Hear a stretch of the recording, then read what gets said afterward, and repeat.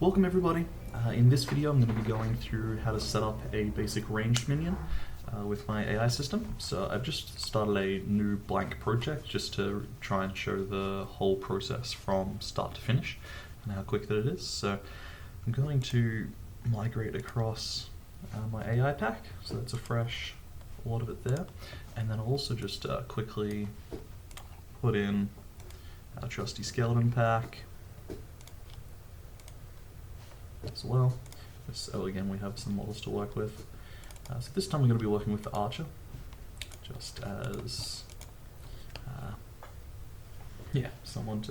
model to work with that's clearly ranged. So very quickly, he only has one attack animation, so it's not too bad here.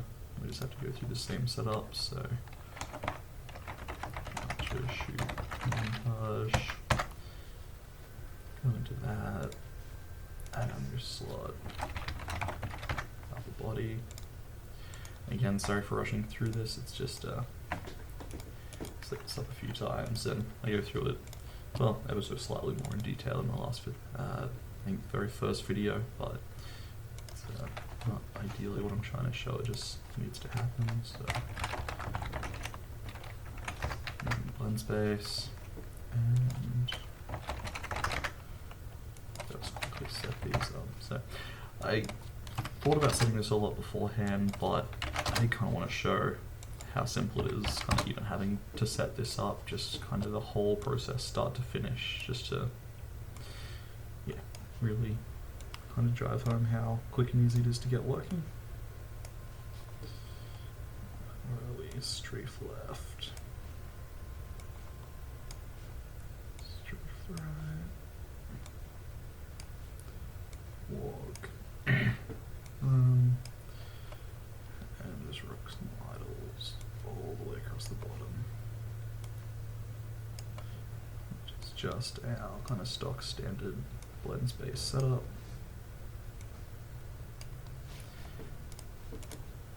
Alright, so that's that.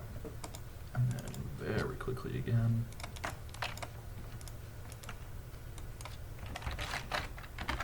Just skip ahead to when I kind of finish this. If you have been watching the other setup and you've kind of already been through this once, this is just very much more of the same.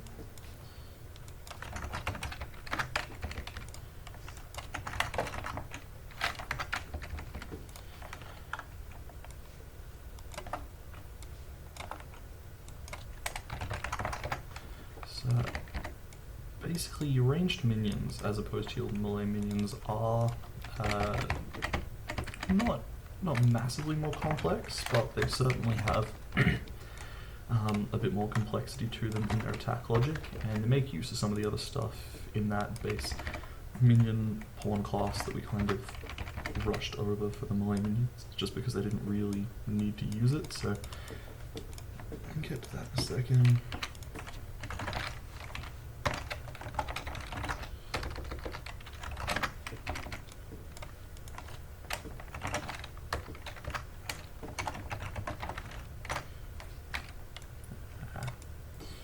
Just trying to rush through this, sorry.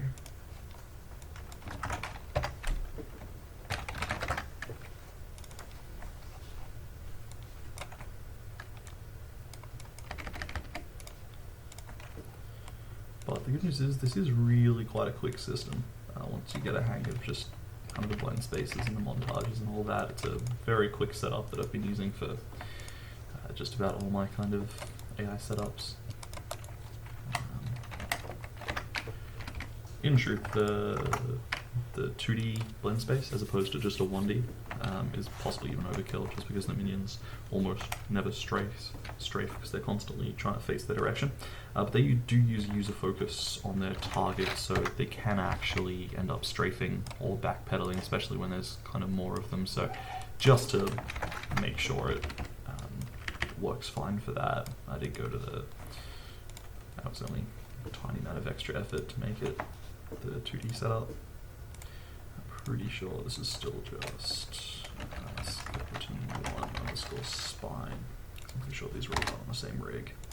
Let's just quickly check that. Skeleton 1 underscore spine.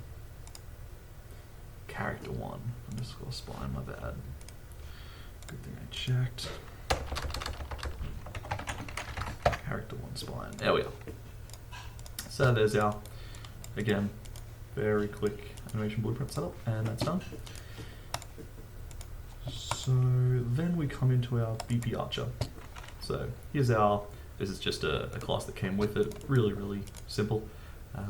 It's just basically blank and same kind of deal. So class settings, and this time we're going to reparent this to base ranged pawn. Like for a second, and then there we are. So we've got all this now. So again, always have to remember to come in, add call to parent construction, because I always forget that and then wonder why it's not working. And then we only need to override a very minimal number of things here to get it up and working, which is exactly what I wanted. But one thing quickly first is we will need to make a projectile. Obviously the archer wants to actually shoot something, so we're gonna just come into base projectile, and let's just go create based off this. So base projectile child, let's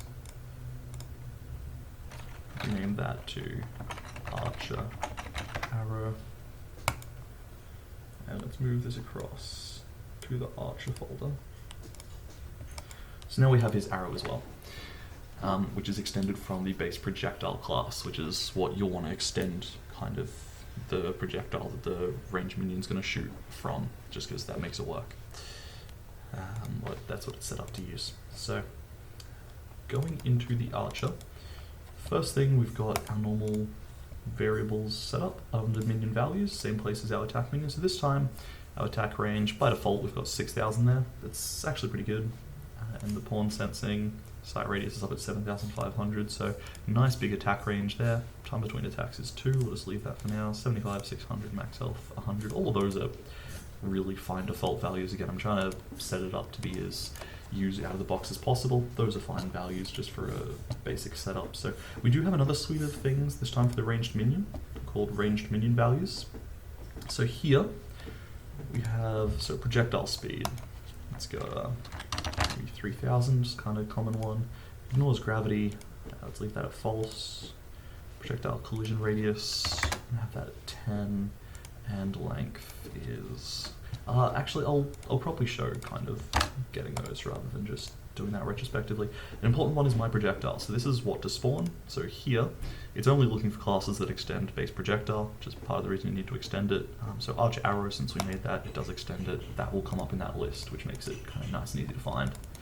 So coming into our arrow, and the reason for, actually just going to very quickly steal a model that I quickly did up. Sorry, give me 2 seconds.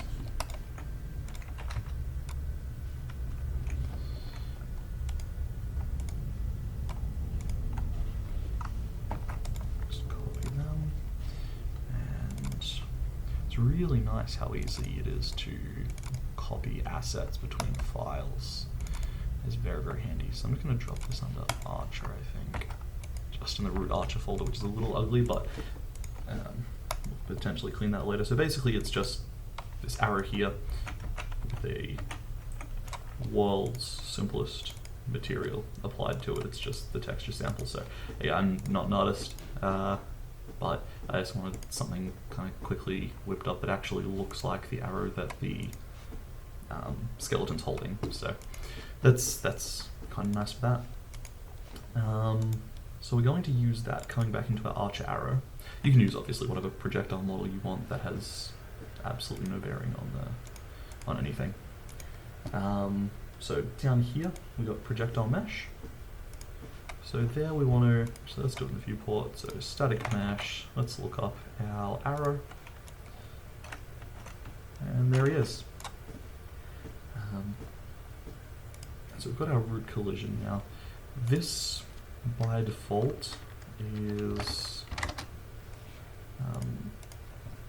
10, but that variable won't be showing up. It gets reset anyway, but just to kind of see what that is, it's being set here in the construction script, so you have to change it there to kind of see that. So again, the construction scripts here is overriding the defaults of that, which is what we want, because it's actually coming in from the information from the character, but just to be able to see that and judge how big you want that collision radius to be based on your projectile, you change the variable down here.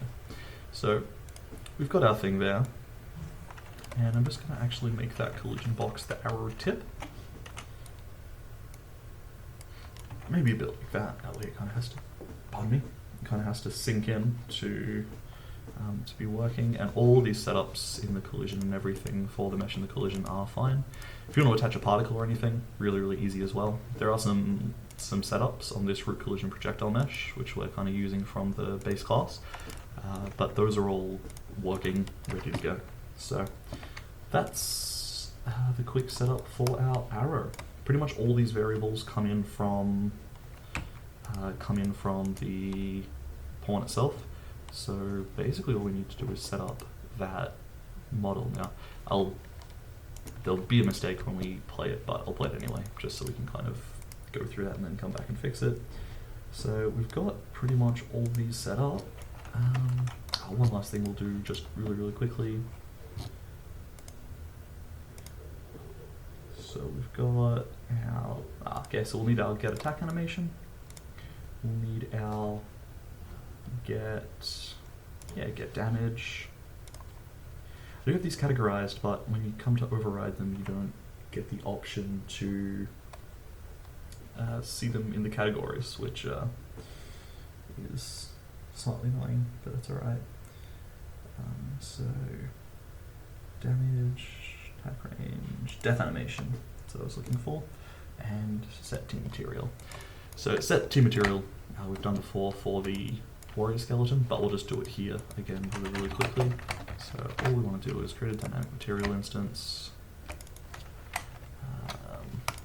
From that, we want to set a vector parameter value to, and just racing through this because I have shown it in a touch more detail before. But so we get team color. I'm going to go ahead and call that parameter team, and then we just want to get our mesh, set material on the mesh, and I actually believe on this mesh it has 2 channels. So if we come over to the mesh, yeah, so what we want to override again with the base skeleton, just to leave him skeleton looking, we'll leave those alone, but we want to override 2 and 3 because they're both this M-scale archer. So we'll change element 2 and 3 to our updated, may as well make this pretty, to our updated dynamic material instance, which lets us set the team color. So all I need to do now is actually make a material. Obviously that'll error because I haven't actually got a parent material, and I will just duplicate this just because I don't like messing with the originals. It's always nice to have a option to fall back to, so okay, vector parameter, I called it team already, so those 2 names just need to match. Put these in. Again, sorry if you've already watched the warrior setup, this is a lot of a repeat of that, but okay, so now we have that team parameter in. We'll just go back to our archer and make sure it's using this as the parent class for material. And that should be everything. We need to start drag and dropping our archers in, except for actually selecting those animations. Currently we've just told that they exist. So the parent now is archer team. Beautiful. That will still not compile because this doesn't have a target. That's a fair call.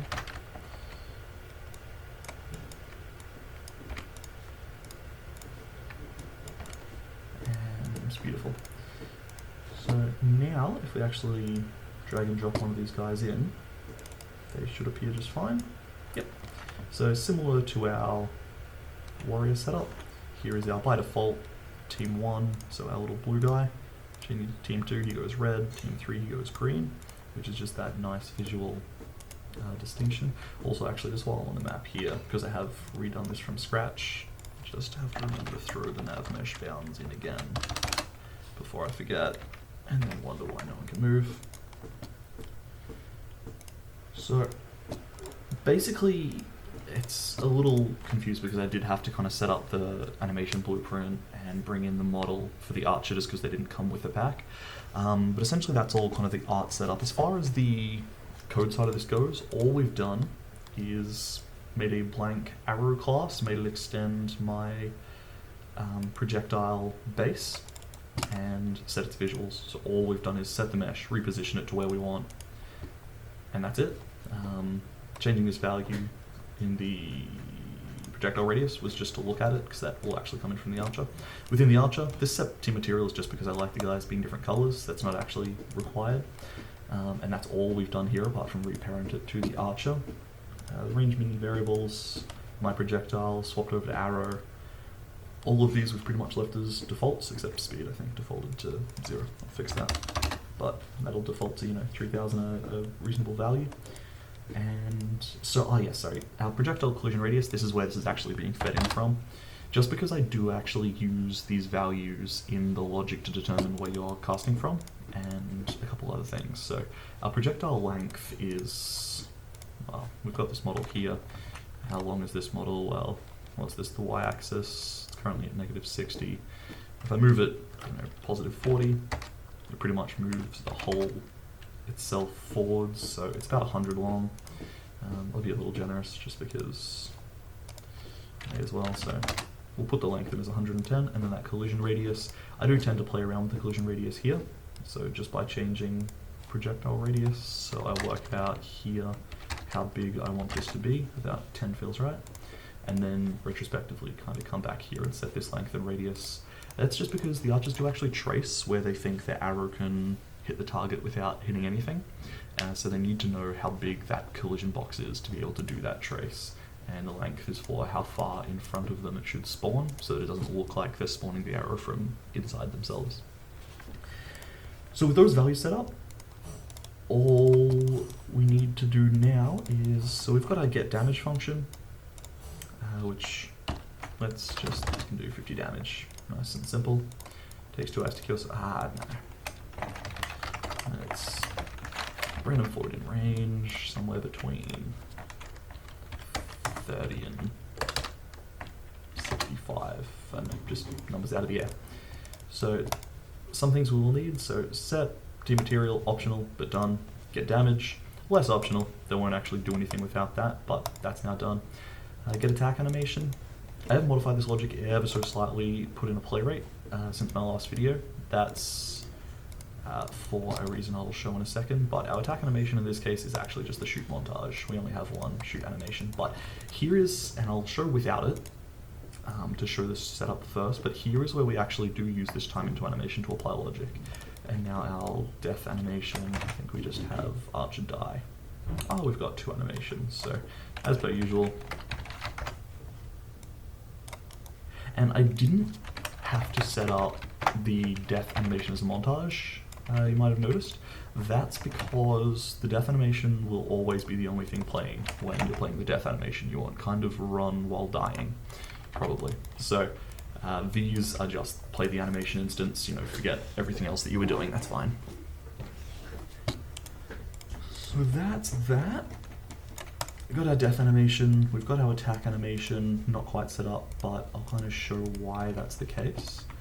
So what I'm going to show is, again, I'm in a blank project, so I haven't actually set up my guy as attackable, which actually works really conveniently because he can sit there as a spectator.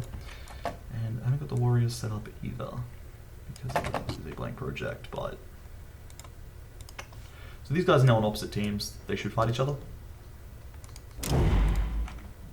And there we are, so... Not running their animation blueprints at all.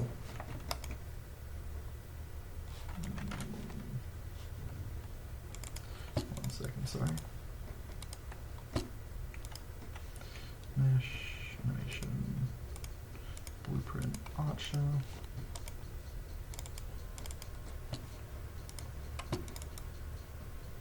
Idle, body, character on the spine.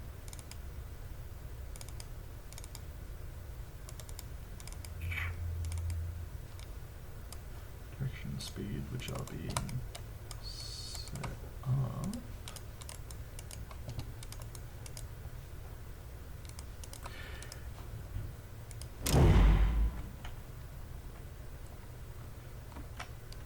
So they are looking at each other. They're just, so a couple of things kind of going wonky here. One, the arrows are sideways. So this is, I actually noted this before. I knew this was going to be a problem just because I have set this up before. This arrow is rotated the wrong way. So I'm just going to come to this Z rotation and type in -90 to rotate it that way, and then just realign it to our little block here. And we can do this because the collision's the root, so that's no worries at all. This is just to be able to, it's actually handy not having the squiggly mesh as the root, just in case it does come in as the wrong direction. You can just edit that here. So that will be that one problem fixed up. So they'll actually be shooting arrows at the correct direction at each other. So now there's two primary problems. One, they're trying to shoot at each other. And two, they're not playing attack animations. So our archer, if we come to override, get attack animation. Of course, sorry. These aren't correct default values anymore. This play rate being 0, that just means it won't play. Play rate of 1 is play at a normal speed. So play rate is how fast you want to play the animation. So they were playing the attack animation with a timescale of 0, which is not what we want. So there we are, actually playing the animation. So this, notice that the arrow comes out as soon as he starts playing the animation, and then he kind of plays the animation where you'd expect things to be. So he's in fact died. So I'm going to fix two things up really quickly. One actually, and sorry, this is a pretty fresh test. I will fix this up.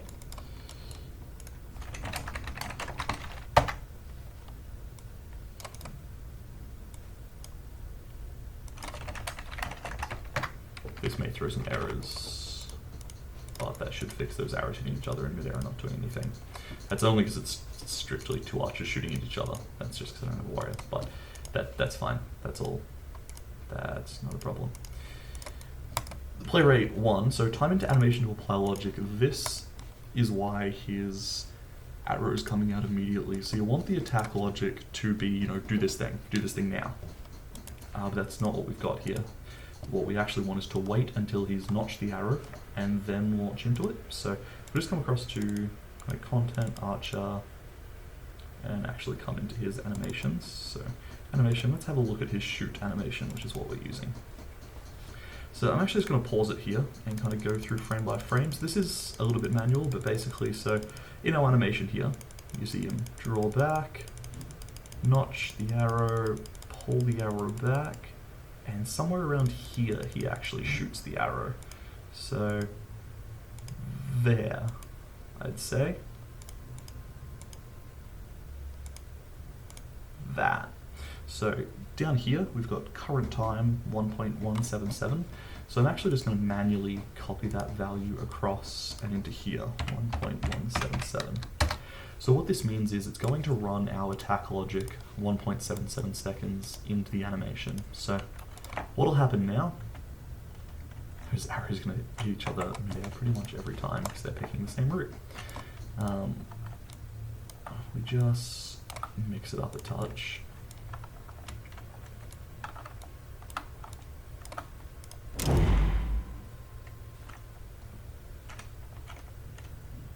So now we've got those arrows if we watch, so they notch the arrow and then actually launch it at the correct time. So there we are. So blue won that little skirmish, and you can see the arrows hit the enemies, sink into them, actually onto the mesh, and then after about 10 seconds they remove. And these guys have fallen over dead because we've got that dead animation in.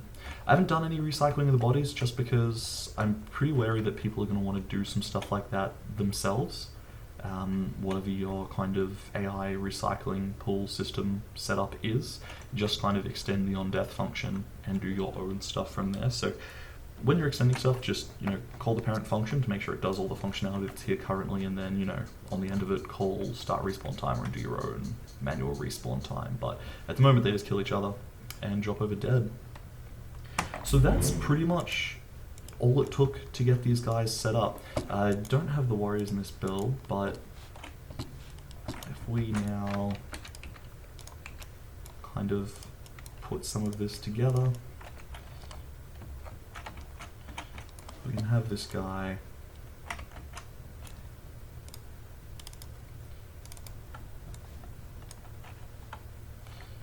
let's have him patrolling between here and here,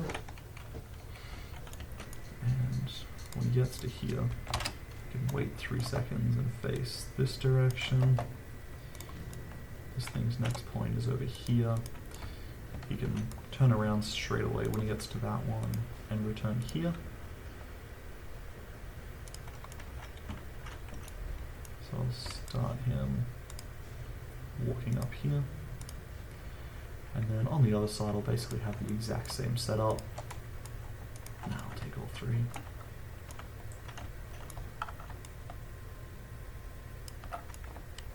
Except they'll be pointing to the wrong things.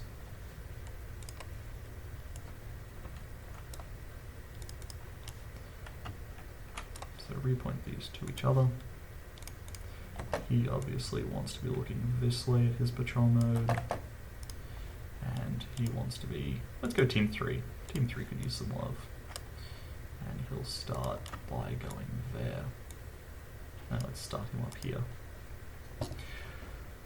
So, obviously very simple, we'll probably find each other really quickly. But, so this is just going to start with these 2 guys kind of patrolling who are on enemy teams. And again, I've already shown in a previous video the setup for getting the player working. So they've picked each other as potential targets. And they are picking some very high trajectories there. Those are valid paths to hit. The guy was standing here shooting at him.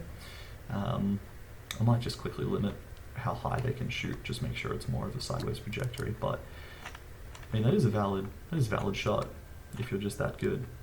And he'll go back to patrolling, turn around at that point, get here, wait for 3 seconds staring that way, and then patrol back up to that point there. So that's kind of that all working together. I'm just going to quickly set up a whole bunch of these minions essentially, and kind of show you what then a battle looks like.